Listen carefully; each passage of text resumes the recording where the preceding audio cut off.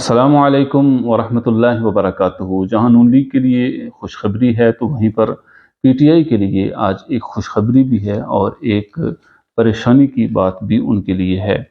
اس کے علاوہ افغانستان کے مہاجرین کو جو جہاں غیر قانونی لوگ رہ رہے تھے ان کے واپس جانے کا سلسلہ بھی شروع ہو چکا ہے،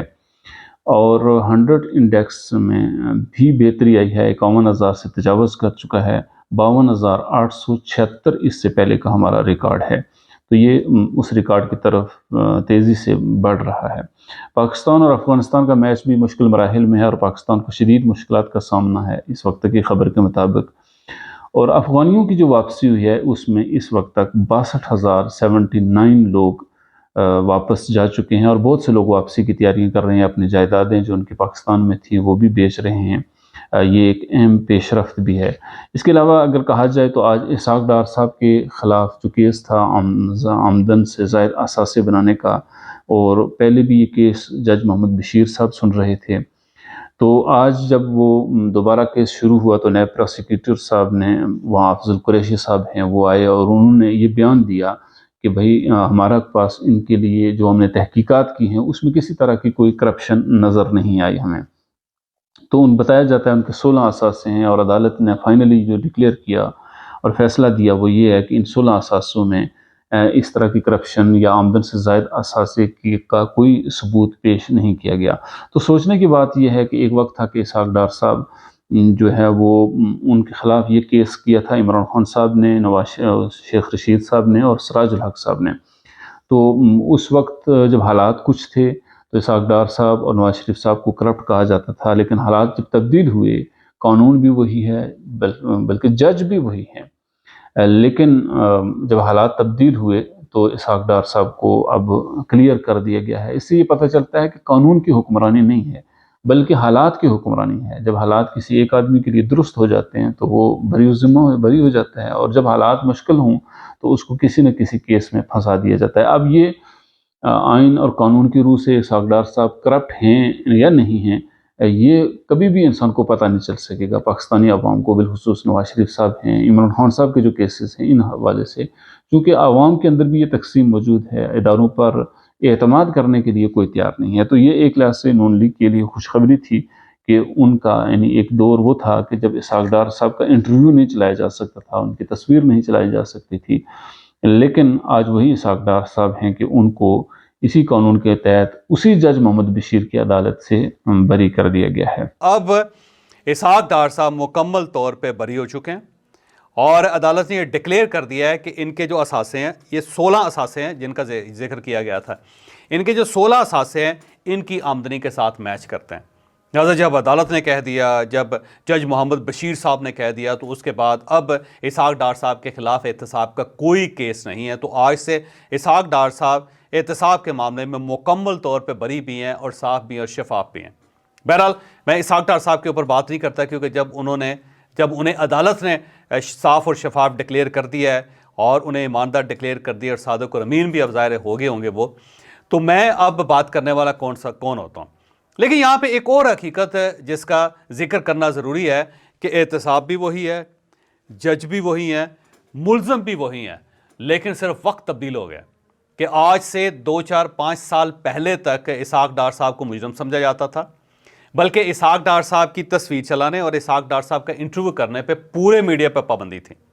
لیکن پھر اب آپ وقت دیکھیں کہ وہی میاں نواز شریف ہے، جب یہ واپس آ رہے ہیں انہیں باقاعدہ پروٹوکول بھی دیا گیا، اور اس کے ساتھ لمحہ بلمحہ ان کی ہر قسم کی ایکٹیویٹی کو تمام ٹیلی ویژن چینلز نے دکھایا بھی، بلکہ ان کے جہاز کو بھی دکھاتے رہے، اور میں بھی اس میں شریک تھا۔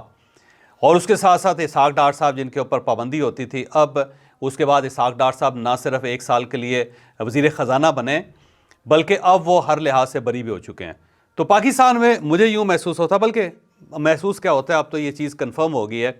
کہ ادارے بھی وہی ہوتے ہیں، سزائیں بھی وہی ہوتی ہیں، ثبوت بھی وہی ہوتے ہیں، جج بھی وہی ہوتے ہیں، لیکن حالات کے تبادلے کے ساتھ ہر چیز بدل جاتی ہے۔ اس کے علاوہ جو عمران خان صاحب کے لیے بری خبر ہے وہ ذکر کرنے سے پہلے یہ ضروری ہے کہ آج سپریم کورٹ نے جو فیصلہ دیا ہے اس میں یہ 5 رکنی بینچ تھا جس نے یہ فیصلہ دیا کہ سویلین کا ٹرائل فوجی عدالتوں میں نہیں ہو سکتا۔ اور یوں پی ٹی آئی کے 102 لوگ ہیں جن پر فوجی عدالتوں میں کیس چلنا تھا. ان 102 لوگوں کا یہ ٹرائل سیولین عدالت میں چلایا جائے گا. فوجی عدالتوں سے سپریم کورٹ نے یہ ٹرائل چلانے میں سے منع کر دیا، روک دیا ہے. یہاں پر اگر بات کی جائے تو زیادہ تر جو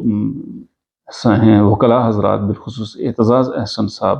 وہ بڑے خوش تھے کہ جی آئین اور قانون کی بالادستی کا یہ فیصلہ ہے اور یہ تاریخ سنہری حروف میں لکھا جائے گا. وہیں پر بہت سے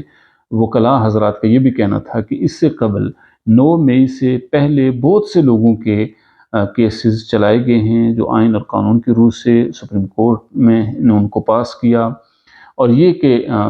لکھا گیا ہے کہ جو فوجی جو ادارے ہیں، فوجی ادارے کی جو بلڈنگز ہیں، ان کی انسٹالیشن ہیں، ان پر حملہ کرنے والوں کا فوجی عدالتوں میں ہی کارروائی چلائی جائے گی. لیکن اور پھر ان کا یہ بھی کہنا ہے کہ عمران خان صاحب کے اپنے دور میں 25 لوگوں پر جو فوجی عدالتوں میں کیس چلایا گیا، ان میں سے بہت سے لوگوں کو سزائیں بھی ہوئیں. تو اب یہ 9 مئی کے واقعے میں ملوث لوگوں کے لیے ایک علیحدہ قانون کیوں بنایا گیا ہے، اور ان وکلاء کا یہ کہنا ہے کہ یہ اس قانون کی وائلیشن ہے، خلاف ورزی ہے. اور یہ بھی کہا جا رہا ہے کہ سپریم کورٹ میں یہ دوبارہ اپیل کے لیے جا سکتا ہے یہ کیس، کیونکہ فوج اور حکومت چاہتی ہے کہ ان لوگوں کا ٹرائل فوجی عدالتوں میں ہو. اور جب سپریم کورٹ کے پاس یہ دوبارہ اپیل میں جائیں گے تو لارجر بینچ بنے گا، اور بقول انصار عباسی صاحب کے اس میں مزید کوئی فیصلے میں تبدیلی متوقع نہیں ہے. لگتا یہ ہے کہ یہ فیصلہ برقرار رہے گا. البتہ عمران خان صاحب کے لیے بالخصوص اور پی ٹی آئی کے لیے ایک بری خبر یہ ہے کہ عمران خان صاحب اور شاہ محمود قریشی صاحب کا پر فرد جرم سائفر کیس میں عائد کر دی گئی ہے. آفیشل سیکرٹ ایکٹ کے تحت خصوصی عدالت کے جج ابو الاسناد ذوالقرنین نے اڈیالہ جیل میں سائفر کیس کی سماعت کی. عدالت نے عمران خان کی فرد جرم عائد نہ کرنے کی درخواست مسترد کرتے ہوئے عمران خان اور شاہ محمود قریشی پر فرد جرم عائد کر دی. یہ بری خبر ہے عمران خان صاحب کے لیے. چیئرمین پی ٹی آئی نے فرد جرم کی صحت سے انکار کرتے ہوئے موقف اختیار کیا کہ یہ جھوٹا، من گھڑت اور سیاسی انتقام پر مبنی کیس ہے. بے گناہی ثابت کروں گا. ایک طرف دیکھا جائے تو عمران خان صاحب کے لیے ایک بڑا ٹیسٹ کیس ہے. ان کی قیادت کے لیے جو سیکنڈ ٹیئر کی ہے وہ کہتے ہیں ان کے ساتھ کھڑی رہتی ہے. اس سے پہلے بہت سے لوگ ان کو چھوڑ کر جا چکے ہیں، اور اگر کہا جائے تو اس جو فرد جرم عائد ہوتی ہے اس کی صحت سے اگرچہ انکار کیا ہے شاہ محمود قریشی صاحب نے بھی، عمران خان صاحب نے بھی. اور اگر اس کا فیصلہ وہی آتا ہے جو اس وقت تک کے کیس چلنے کی صورت میں نظر آ رہا ہے کہ عمران خان صاحب کو اینٹی ریاست ڈکلیئر کیا جائے گا، ریاست کا دشمن قرار دیا جائے گا، اس صورت میں عمران خان صاحب کے لیے مشکل حالات پیدا ہوں گے. اب سائفر کیس جو ہے وہ ظاہر مٹیریلائز ہوتا ہوا نظر آ رہا ہے، اور مجھے یوں محسوس ہوتا ہے کہ عمران خان صاحب اس سے بچ نہیں سکیں گے، کیونکہ اس کے اندر جو گواہ ہیں وہ بڑے تگڑے ہیں. تو اتنے تگڑے گواہوں کی موجودگی میں عمران خان صاحب پہلے پرائم منسٹر ہوں گے پاکستان کے جن کے اوپر سائفر کیس کا باقاعدہ فیصلہ ہوگا، اور پھر شاید انہیں اینٹی پاکستان ڈکلیئر کر دیا جائے. اور اگر انہیں ریاست کا دشمن ڈکلیئر کر دیا گیا تو پھر آپ کو اندازہ ہے کہ کتنی سنگین اور خوفناک سزا ہو سکتی ہے. اب شاہ محمود قریشی صاحب کے پاس صرف ایک ہی آپشن بچا ہے کہ وہ بھی عمران خان کے خلاف گواہی دے دیں. اور کچھ لوگوں کا کہنا ہے کہ شاہ محمود قریشی صاحب کو اگر تھوڑا سا مزید سمجھایا جائے تو شاہ محمود قریشی صاحب اس کے لیے راضی ہو جائیں گے، کیونکہ اسد عمر صاحب جو ہیں وہ بھی اس جرم میں ملوث ہیں، لیکن ان کی ضمانت ہوئی ہے. اور پی ٹی آئی کے اپنے لوگوں کا یہ کہنا ہے کہ اسد عمر صاحب ہمارے خلاف دوسرے فریق کے ساتھ مل گئے، یعنی ریاست کے ساتھ وہ مل چکے ہیں.